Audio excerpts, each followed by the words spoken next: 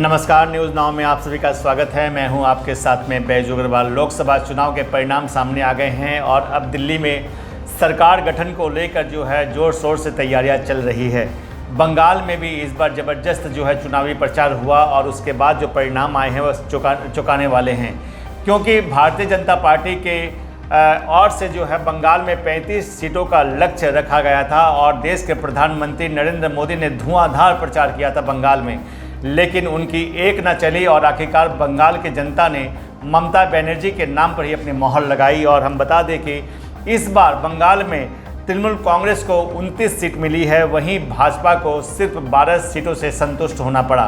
पिछले बार बंगाल में भाजपा को 18 सीटें मिली थी, लेकिन इस बार भी जो है उत्तर बंगाल ने ममता बनर्जी को कहीं न कहीं निराश किया है और दार्जिलिंग लोकसभा सीट पर भी जो है ममता बनर्जी को फिर एक बार निराशा हाथ लगी है। हमारे स्टूडियो में इस समय मौजूद हैं तृणमूल कांग्रेस के दार्जिलिंग जिला के चेयरमैन आलोक चक्रवर्ती। आलोकदा किसी परिचय के मोहताज नहीं है, पूरी ज़िंदगी इन्होंने राजनीति करने में ही जो है गुजार दिया। एक लंबा अनुभव है इन्हें राजनीति का। राज्य की राजनीति की बात कर ले, देश की राजनीति के बाद में बात कर ले, और यही वजह है कि लोकसभा चुनाव से बाद जो है हमने आलोकदा को हमारे स्टूडियो में बुलाया है और हम जानना चाहेंगे कि इस समय देश में क्या चल रहा है, क्या होने जा रहा है, बंगाल की राजनीति किस ओर मोड़ ले रही है। इन तमाम चीज़ों को लेकर हम आलोकदा से जो बहुत विस्तार से बातचीत करेंगे। आलोकदा, बहुत व्यस्तता से आप समय निकाल के हमारे स्टूडियो में आए, তার জন্য আপনাকে প্রথমে আমি ধন্যবাদ জানাই। নির্বাচনে প্রচুর খাটাখাটনির পর কিছুটা হয়তো আপনি এখন শান্তিতে আছেন, কিন্তু উত্তরবঙ্গের যে রেজাল্ট আবার বিজেপির পক্ষে গেছে। মমতা ব্যানার্জি এত কাজ করেছে, এখানে এত প্রচার করলেন, কিন্তু তার সত্ত্বেও দেখলাম যে টিএমসির রেজাল্টটা কিন্তু উত্তরবঙ্গে ভালো হয়নি। শুধুমাত্র কুচবিহারে একটা সিট টিএমসি পেয়েছে। কি বলবেন? না, আসলে এবারও উত্তর বাংলায় কম খারাপ রেজাল্ট হয়েছে, এটা স্বীকার করতেই হয়। কুচবিহারে আমরা জিতেছি। সবচেয়ে বড় কথা হচ্ছে সারা বছর মানুষের সঙ্গে আমাদের তৃণমূল কংগ্রেসের দলের কর্মীরা, নেতৃত্বরা মানুষের কাছে ছিলাম। তারপরেও উত্তর বাংলায় দার্জিলিং জেলাসহ কেন এরকম খারাপ ফলাফল হলো সেটা নিয়ে আমরা নিজেদের মধ্যে আত্মসমীক্ষা পর্যালোচনা করছি। যেখানে দুর্বলতা সেখানে সংশোধন করা হবে।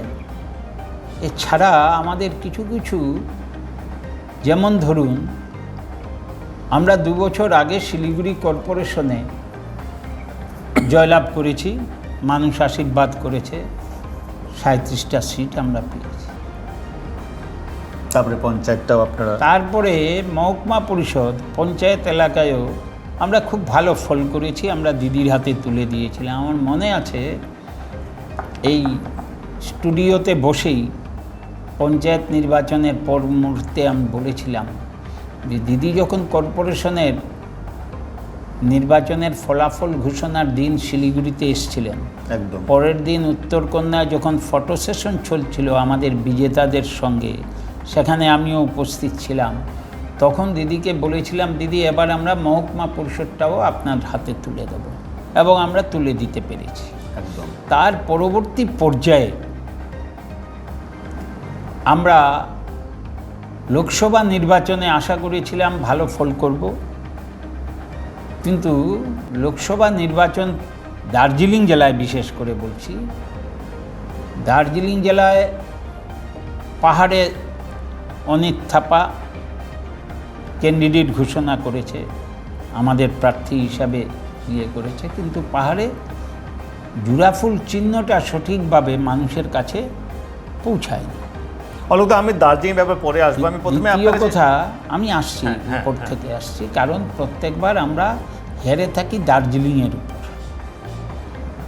এবার শিলিগুড়ি, মাটিগাড়া, নকশালবাড়ি এবং ফাঁসিদেওয়া বিধানসভা কেন্দ্রগুলোতেও আমরা অনেক পিছিয়ে গেছি। যেমন মাটিগাড়া, নকশালবাড়িতে আমরা 83,900 সামথিং, অর্থাৎ 84,000, শিলিগুড়িতে 66,000 এবং ফাঁসিদেওয়াতে 25,000 আমরা পিছিয়ে আছি। চোপড়া চোপড়ার প্রতি আমার একটা দুর্বলতা আছে।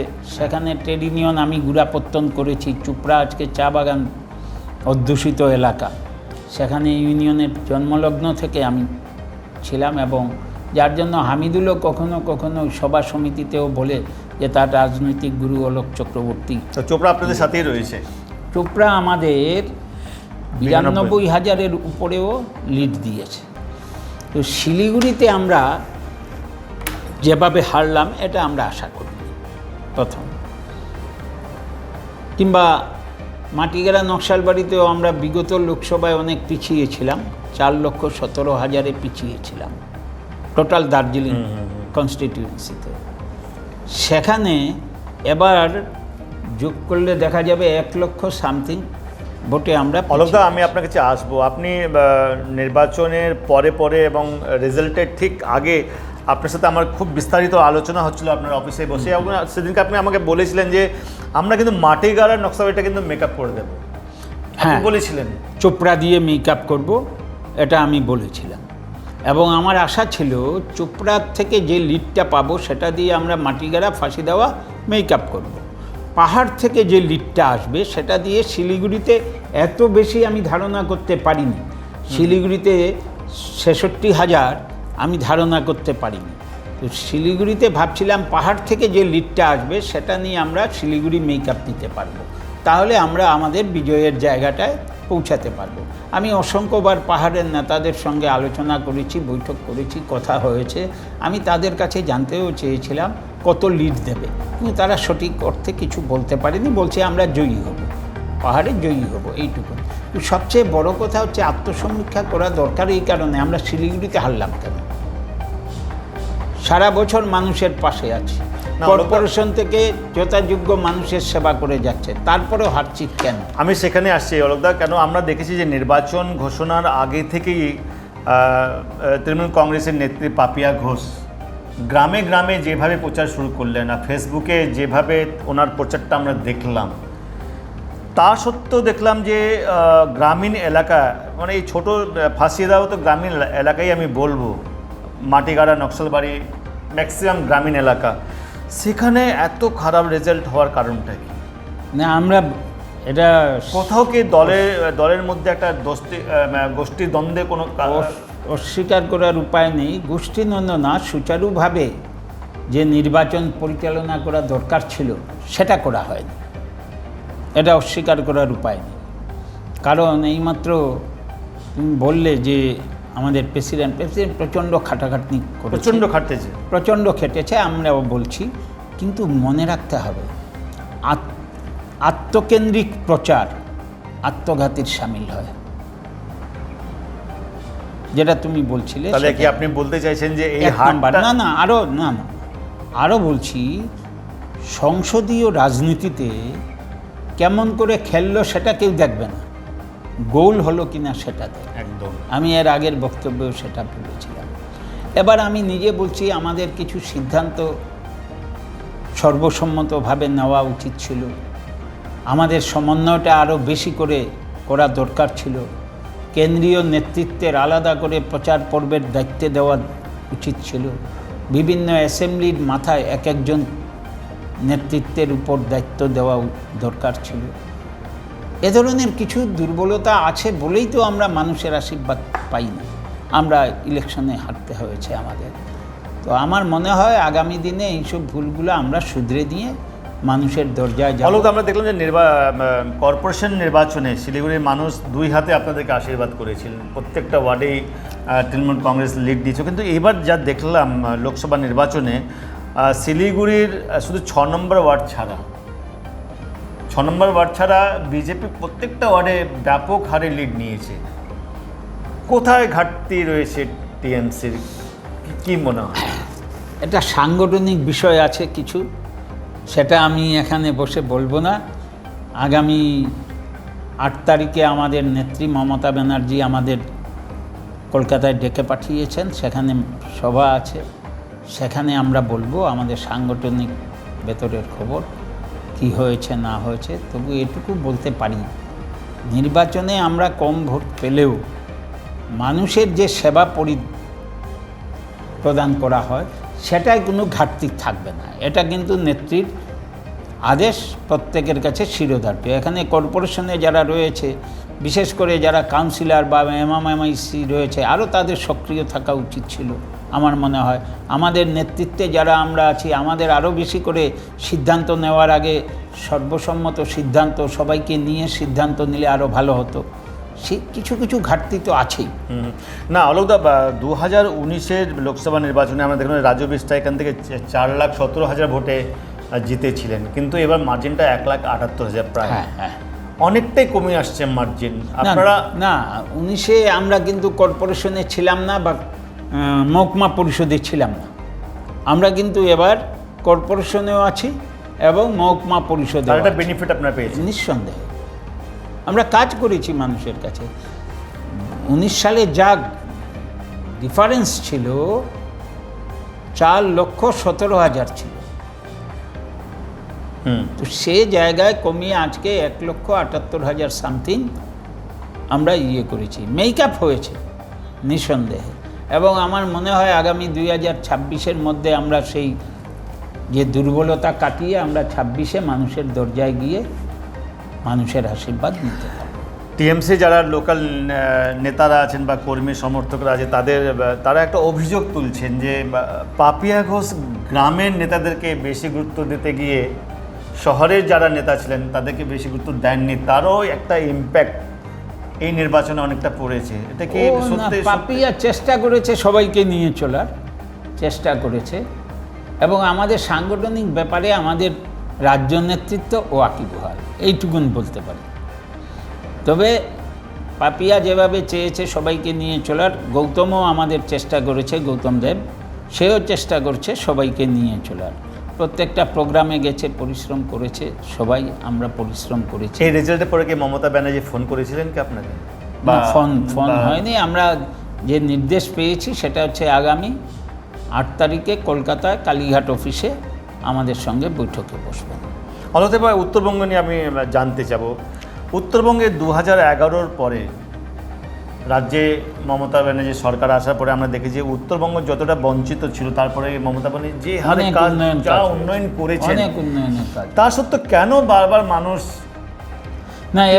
এবার আমি মেনে নিতে পারছে না? কারণ উত্তরবঙ্গের উন্নয়নের জন্য দুহাত খুলে দিয়েছে আমাদের মাননীয় দলনেত্রী তথা CM chief minister Mamata Bandyopadhyay দিয়েছেন। অসংখ্যবার আমাদের নেতা অভিষেক ব্যানার্জি উত্তর বাংলায় এসছেন এবং তোমরা জানো যে ধূপগুড়িতে কিভাবে বিধানসভা অভিষেক ব্যানার্জির নেতৃত্বে এখানে, এবং মমতা ব্যানার্জির যে প্রকল্পগুলো আছে আমাদের লক্ষ্মীর ভাণ্ডার থেকে যাবতীয় সমস্ত কিছু সম্পর্কে হয়েছে। যখন ঝড় হয়েছে ময়নাগুড়িতে, তখন দিদি রাত্রিবেলা এসে হাজির হয়ে গেছে। এটা অন্য কোনো নেতার মধ্যে দেখা যায় না। মুখ্যমন্ত্রী এত উত্তরবঙ্গে সফর, তবুও নর্থ বেঙ্গলে আমরা হারছি কেন? কারণটা কি? আজকে চা অধ্যুষিত এলাকায় দুহাত তুলে দরাজ হাতে দিয়েছে চা বাগানের কর্মীদের। তাহলে সেই জায়গায় আমার মনে হয় আমরা যারা নেতৃত্ব দেই, বিশেষ করে আমাদের রাজ্য সভাপতি ঋতব্রত ব্যানার্জি, তার নেতৃত্বেই এখন ট্রেড ইউনিয়নটা চলছে। তবে আমি জানি চা বাগানে অনেক পোড় খাওয়া ট্রেড ইউনিয়ন নেতারা বসে আছে, তাদের কাজে লাগানো হচ্ছে না। এটা দায়িত্ব নিয়ে আমি বলছি, সেটা আমার রাজ্য নেতৃত্বেরও নজরে আনার চেষ্টা করেছি আমি। শিলিগুড়িতে আমাদের সাংগঠনিক একটা সেট আপ করার দরকার ছিল। কারণ আমাদের একটা ব্লক সভাপতি, সে এমএমআইসি, তো কর্পোরেশনের কাজ সামলাতে হয়। একটা ব্লক সভাপতিকে 16 থেকে 17টা ওয়ার্ড, একজনের ঘাড়ে 16টা আরেকজনের 17টা, এরকম করে তাদের সংগঠন দেখতে হয়।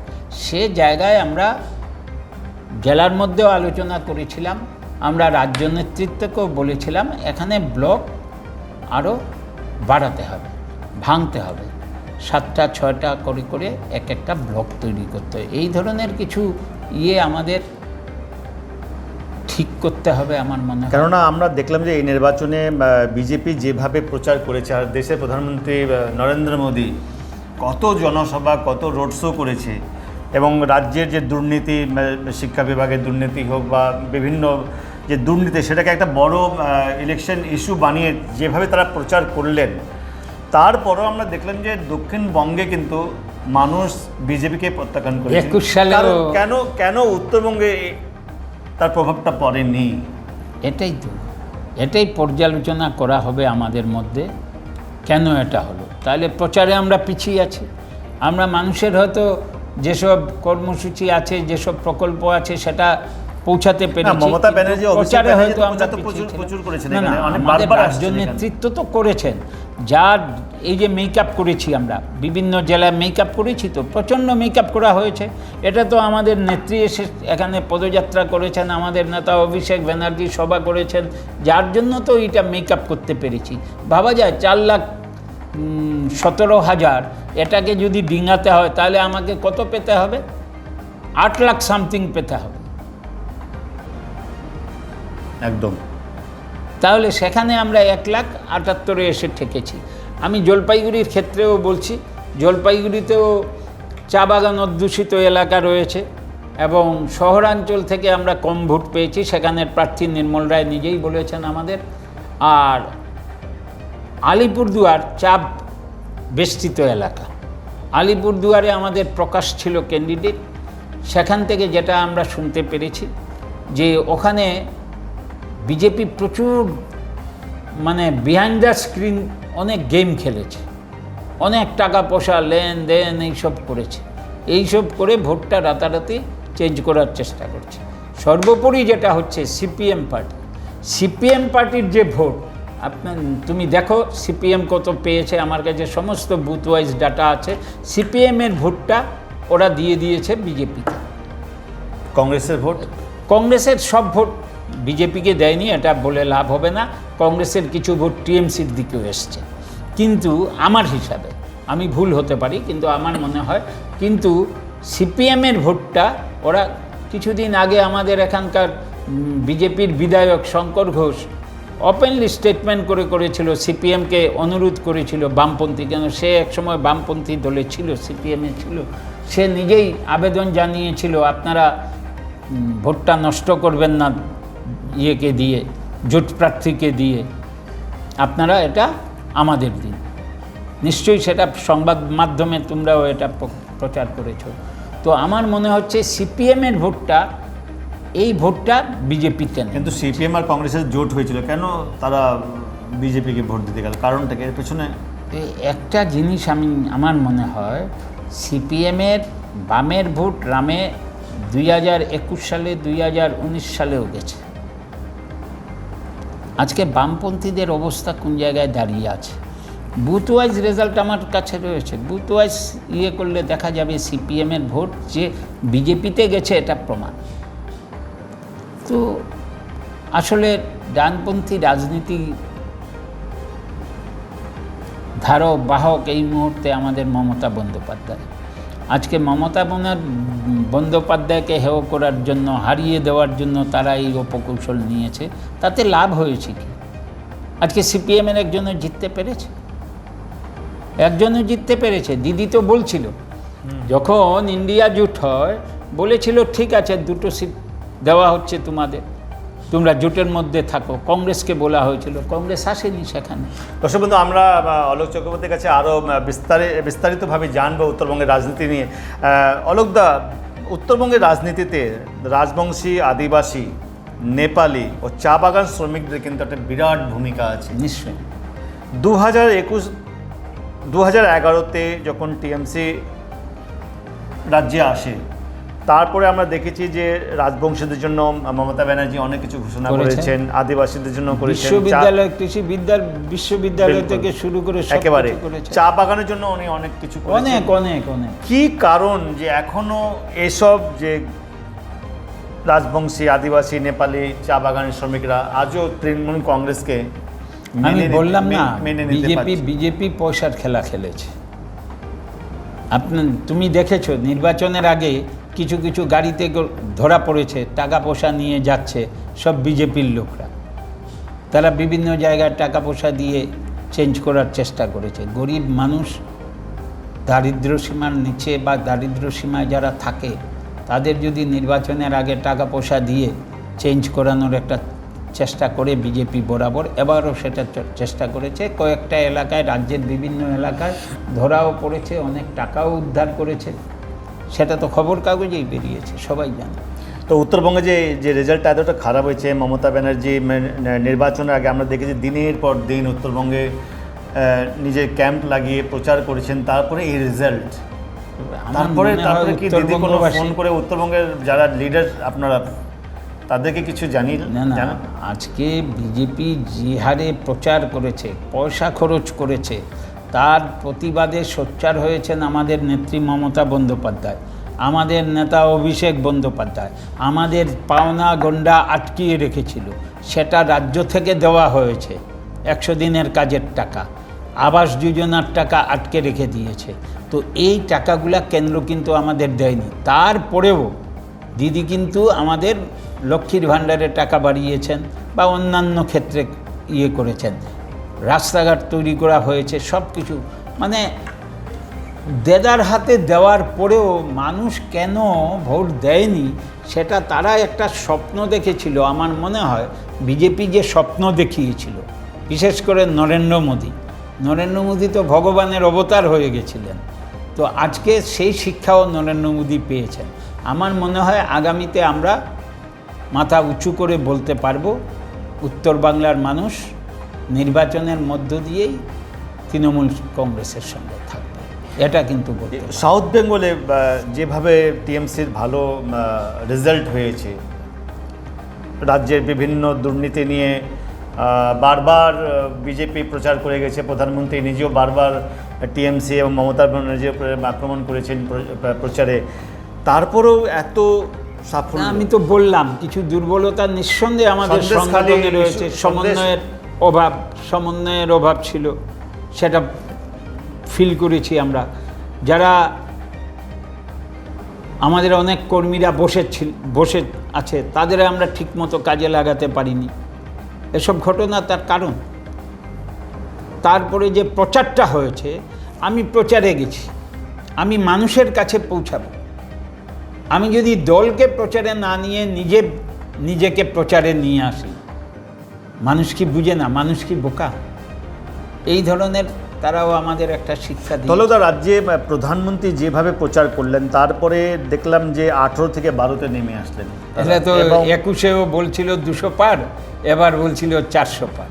এবার যে ভাষায় এত নিচে নেমে বক্তব্য রেখে গেছেন মাননীয় প্রধানমন্ত্রীর মুখে এরকম ভাষা মানায় না, বা এত হেয়, আমাদের নেত্রীকে হেয় প্রতিপন্ন করার জন্য কার্পণ্য করেননি। তবুও বাংলার মানুষ এটা নরেন্দ্র মোদীকে জানিয়ে দিয়েছে, বাংলার মানুষ মমতা ব্যানার্জির সঙ্গে রয়েছে, তৃণমূল কংগ্রেসের সঙ্গে রয়েছে। অন্তত এই নির্বাচনে আপনার কি মনে হয়, যারা মহিলা ভোটার, মুসলিম ভোটার কতটা ইম্পর্টেন্ট আছে? খুব ভালো, আমরা মহিলাদের প্রচণ্ড সমর্থন পেয়েছি লক্ষ্মীর ভাণ্ডারের জন্যে। এছাড়া অন্যান্য প্রকল্প রয়েছে, রূপশ্রী থেকে শুরু করে অনেক কিছু। ঠিক তেমনি নরেন্দ্র মোদী যে এনআরসির কথা বলছিল, সে জায়গায় কিন্তু মানুষ সেটা মেনে নিতে পারেনি। তখন প্রতিবাদে সোচ্চার হয়েছিল আমাদের দল, এখনও প্রতিবাদে সোচ্চার, আগামীতেও এই ব্যাপারে আমরা সোচ্চার থাকব। আমরা কেন্দ্রীয় সরকার হয়তো ইন্ডিয়া জোট করতে পারিনি, কিন্তু মানুষের স্বার্থে, দেশের স্বার্থে সংবিধানকে যে চেঞ্জ করার একটা প্রবণতা তৈরি হয়েছিল, সেটা বন্ধ হবেই, নয়তো সারা ভারতবর্ষে আগুন জ্বলবে। অন্তত আমার মনে একটা প্রশ্ন জাগে, যেটা আমি আপনাকে জিজ্ঞাসা করব, যে আজও কি বাংলার যারা শিক্ষিত বাঙালিরা, তারা কিন্তু বিজেপিকে আজও মনে করছে যে হিন্দি প্রদেশের একটা রাজনৈতিক পার্টি, তারা মেনে নিতে পারছেন? এটা কি ঠিক? কি অনেকটাই মানে বাংলার যারা শিক্ষিত বাঙালিরা যারা, তারা আজও বিজেপিকে ঠিকভাবে মেনে নিতে পারছে না। ওনারা মনে করেন যে এটা হচ্ছে হিন্দি দলের প্রশ্ন না, বিজেপির না, কার্যকলাপ, গ্রামের মানুষের স্বার্থে কথা বলে বিজেপি নরেন্দ্র মোদী তার প্রতিনিধি, সে কার হয়ে কথা বলে, কার জন্য কাজ করে? আম্বানির জন্য, আদানির জন্য, 7টা শিল্পপতিদের জন্য। সাধারণ মানুষের কথা বলে না তো, তাহলে গ্যাসের দাম আজকে বাড়তো? আজকে ফেক ছবি দিয়ে বলছে যে আবাস যোজনায় এই মহিলার ঘর পেয়েছে, তারপর সেই মহিলা প্রকাশ্যে এসে প্রতিবাদ করেছে, সংবাদপত্রে বিজ্ঞাপন দিয়েছিল বিজেপি। পরবর্তী পর্যায়ে ওই মহিলা প্রকাশ্যে এসে বলেছেন না আমার ছবি ফেক করে এই ফেক নিউজ করা হয়েছে, আমার কোনো আবাস পাইনি আমি। তাহলে এই ধরনের মিথ্যে কথা বলে ওরা শুধুমাত্র সারা ভারতবর্ষে না, আমাদের জেলায় এই যে উত্তর বাংলার সরল সিধা মানুষ তাদেরও ভুল বুঝিয়েছে। এই নির্বাচনে আপনি অভিষেক ব্যানার্জিকে কোথায় পান? রাজ্য রাজনীতিতে, ন্যাশনাল লেভেলের রাজনীতিতে কোথায় আপনি পাচ্ছেন? দেখো, অনেক দীর্ঘদিনের আপনার অভিজ্ঞতা রয়েছে। আজকে আমি বলি, আমাদের নেত্রী মমতা বন্দ্যোপাধ্যায়, সেনাপতি অভিষেক ব্যানার্জি যেভাবে নবজুয়ার থেকে শুরু করে সংগঠনের দক্ষ সংগঠক হিসাবে সারা বাংলায় কাজ করেছেন এবং উনি নিজে এ প্রান্ত থেকে ও প্রান্ত ছুটে বেরিয়েছেন এবং প্রত্যেকটা জেলার কর্মীদের পালস বুঝেন। এটা আমি দায়িত্ব নিয়ে বলছি। আমি সভাতে বলি যে আগে দিদি ছিলেন, দিদির মন বিশাল বড়, অনেকে অনেক কিছু করে পার পেয়ে গেছে, কিন্তু এবার কিন্তু অভিষেক ব্যানার্জি পাহারাদার এবং সে দায়িত্ব আমাদের নেত্রী আমাদের অভিষেক ব্যানার্জিকে দিয়েছেন। আমি আপ্লুত অভিষেক ব্যানার্জির কাজে, অভিষেকের দক্ষ সংগঠনে যে দক্ষতা দেখিয়েছেন তার জন্য তাকে কুর্নিশ। আলুদা, এবার ন্যাশনাল লেভেল নিয়ে একটা ডিসকাস করি। বিজেপি ম্যাজিক ফিগারে পৌঁছাতে পারেনি, 240-তে গিয়ে আটকে গিয়েছে। এবার এনডিএ 290, 15টা দল নিয়ে সরকার গঠন করবে। 8 তারিখে প্রধানমন্ত্রী শপথ নেবেন। কিভাবে দেখছেন ব্যাপারটাকে? এ সরকার টিকবে না, বেশি দিন টিকবে না। শরিক দল যাদের উপর নির্ভর করে আছে, জেল খাটা চন্দ্রবাবু নাইডু, ইউটার্ন মাস্টার নরেন্দ্র মোদী বলেছেন, সেই চন্দ্রবাবু নাইডু রয়েছেন। বাংলার ভারতবর্ষের মানুষ যাকে পল্টুরাম বলে সে রয়েছে। এই সরকার টিকবে না। এত মজবুত বিরোধী পক্ষ, সরকার চালানোটা কতটা কঠিন হবে বা মোদির? গণতন্ত্রে যে আঘাত করার চেষ্টা করেছিল, সংবিধানকে নষ্ট করে দেওয়ার চেষ্টা করেছিল, সংবিধান বদল করার চেষ্টা করা হয়েছিল, এসব আর করার ক্ষমতা হবে না। আজকে অগ্নিবীর যে প্রকল্প, সেটা নিয়ে ভাবতে হবে নতুন করে ভাবতে হবে। নত কৃষকদের নিয়ে ভাবতে হবে, যে কৃষকদের উপর অত্যাচার চলেছে। 2019-এ তাদের যে প্রতিশ্রুতি দেওয়া হয়েছিল সেটা নরেন্দ্র মোদী রাখেননি। নরেন্দ্র মোদী যেসব প্রতিশ্রুতি দিয়েছিল দেশের মানুষের কাছে, কালাধন আনবে, 15 লক্ষ করে টাকা দেবে, বছরে 2 কোটি চাকরি দেবে, জিনিসের দাম কমে যাবে, প্রত্যেকের মাথায় ছাদ দেওয়া হবে, কিছুই তো হয়নি। যার জন্য তারা আজকে 240-এ এসে এই নির্বাচন আরও কম পাওয়া উচিত ছিল এবং নির্বাচন কমিশনের জন্য এই 240 উঠেছে, নয়তো আরও কম হওয়ার দরকার। এই নির্বাচনে আমরা প্রথম দেখলাম যেখানে জিনিসপত্রের দাম যেখানে আকাশ ছোঁয়া, আনএমপ্লয়মেন্ট দেশ জুড়ে রয়েছে, যুবরা চাকরি পাচ্ছে না। এটা কিন্তু একটা বড় পলিটিক্যাল ইস্যু হয়নি নির্বাচনে, কিন্তু এবার কিন্তু আমরা দেখলাম যে দেশের যুব সমাজ যেভাবে রায় দিয়েছে, তাতে করে একটা জিনিস খুব পরিষ্কার যে দেশের যুবকরা কিন্তু যুবককেই চায়। যদি দেখুন রাহুল গান্ধী, অখিলেশ, অভিষেক ব্যানার্জি, যেভাবে এরা রাজনীতিতে একটা বড় চেহারা হয়ে আসছে, কি বলবেন? কি মনে হচ্ছে আপনার? প্রত্যেকটা রাজ্যেই দেখা যাচ্ছে ইয়াং জেনারেশন বেরিয়ে আসছে এখন নেতৃত্বে, এবং ওরাই কিন্তু দেশের ভবিষ্যৎ বা দেশের হাল ধরবে আগামী দিনে। বেশি অপেক্ষা করতে হবে না। এখন 2024 চলছে, তো 2027-এর মধ্যেই কেন্দ্রীয় সরকার ভেঙে যাবে। আজকে তোমার স্টুডিওতে বসে আমি এই কথাটা বলছি, মিলিয়ে নিই। 2027-এর মধ্যে যে সরকার তৈরি হতে যাচ্ছে এনডিএ সরকার, সেই এনডিএ সরকার ভেঙে যাবে। শুভেন্দু অধিকারী নিয়ে কী বলবেন? আমি ব্যক্তিগতভাবে কাউকে আক্রমণ করি না, তবে ওনার যে রুচি, ওনার রুচিবোধকে আমি পছন্দ করি না এবং আমি কিছু বলতে চাই না। কারণ যে ভাষায় যেভাবে একটা রাজনৈতিক দলের নেতৃত্বকে আঘাত করেন, আরে উনি তো তৃণমূল কংগ্রেস থেকে শুভেন্দু অধিকারী তৈরি হয়েছে।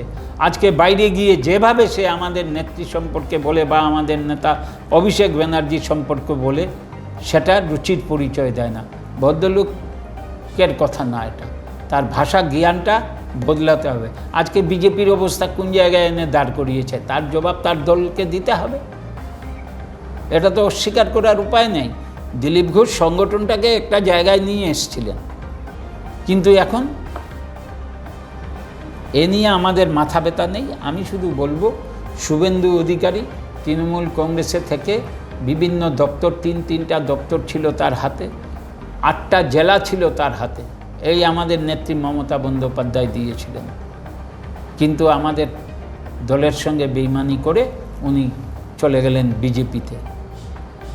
ওয়াশিং মেশিনে ঢুকে পরিষ্কার পরিচ্ছন্ন ভাবমূর্তি নিয়ে বড় বড় কথা বলুন না। এই নির্বাচনের আগে সাংগঠনিক কতটা কথা বলেছেন মানুষের স্বার্থে, আর আমাদের দলকে আঘাত করার জন্য, হেয় প্রতিপন্ন করার জন্য, ছোট করার জন্য মানুষের সামনে এইভাবে মিথ্যে কথাগুলো অজস্রভাবে বলেছেন।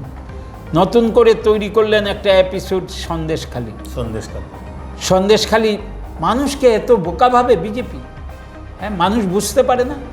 নরেন্দ্র মোদী কী বলছিলেন যে সারা ভারতবর্ষে এবার পশ্চিমবঙ্গে সবচেয়ে বেশি সিট বিজেপি পাবে এবং সেটা রেকর্ড হবে। কি হলো? জবাব দেবে তাদের কাছে। যেমন আমরা বলতে পারি 4,17,000-তে আমরা পিছিয়ে ছিলাম দিদি, আমরা এখন 1,78,000-এ এসেছি। আমরা অনেক কমিয়েছি, আগামী দিনে আরও কমাবো এবং 2026-এ মধ্যে আমরা চেষ্টা করব যে মানুষের দরবারে গিয়ে আমাদের ভুল ভ্রান্তির জন্য ক্ষমা চাইব, তাদের পাশে দাঁড়িয়ে 2026-এ যেন অন্তত উত্তর বাংলায় নতুন একটা দিগন্ত খুলতে পারে। 26-এর বিধানসভা নির্বাচনে যেন আমরা উত্তরবঙ্গ থেকে বেশি সিট দিতে পারি, সেদিকেই আমরা নজর দেব। তো এই লোকসভা নির্বাচনের পর আপনারা 2026-এর রাজ্যে যে নির্বাচন হবে, কিভাবে দেখছেন ব্যাপারটা? এটা আগে থেকে হবে, আমাদের রাজ্য নেতৃত্ব খুব সক্রিয়ভাবে এ ব্যাপারে সিদ্ধান্ত নেবে এবং প্রত্যেকটা সৈনিককে, যারা অভিমান করে বসে আছেন, তাদের কাছেও আমার আবেদন, দলের স্বার্থে আপনারা সক্রিয় হন।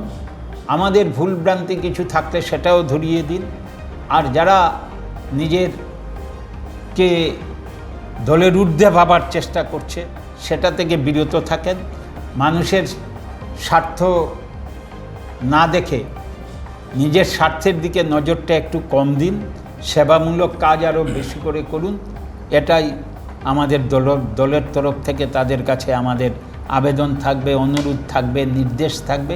তারপরেও যদি কেউ এই জায়গায় না পৌঁছাতে পারে, না শুধরায়, তাহলে দল निश्चय এটা नजरे रखबे व्यवस्था में। तो दर्शकों, हमने आलोक चक्रवर्ती से जो है चुनाव के बाद जो परिणाम आए हैं उसके बारे में बहुत विस्तार से बातचीत किया और आलोक दा ने एक बात बहुत अच्छी बताया कि लोकसभा चुनाव के बाद अब 2026 का जो राज्य में जो चुनाव होगा वह उनके लिए बहुत इम्पोर्टेंट है और राज्य के मुख्यमंत्री ममता बनर्जी के सूझबूझ के वजह से ही जो है इस बार लोकसभा चुनाव में जो तृणमूल कांग्रेस को भारी जीत मिली है। बात अगर हम उत्तर बंगाल की करें तो आलोक दा के मुताबिक कहीं न कहीं संगठन में कमजोरी है और उन कमजोरियों को दूर करना बहुत ज़रूरी है। समय रहते ही जो है इन कमजोरियों को दूर करके अब 2026 के चुनाव की तैयारी में तृणमूल कांग्रेस जुट जाएगी। आज हमने आलोक दा का बहुत समय लिया। आलोक दा, आपका बहुत बहुत धन्यवाद। बहुत विस्तार से आपसे बातचीत किया और आपसे बहुत कुछ जानने का, समझने का मौका मिला। आपको फिर एक बार धन्यवाद। धन्यवाद, सब भाई के धन्यवाद।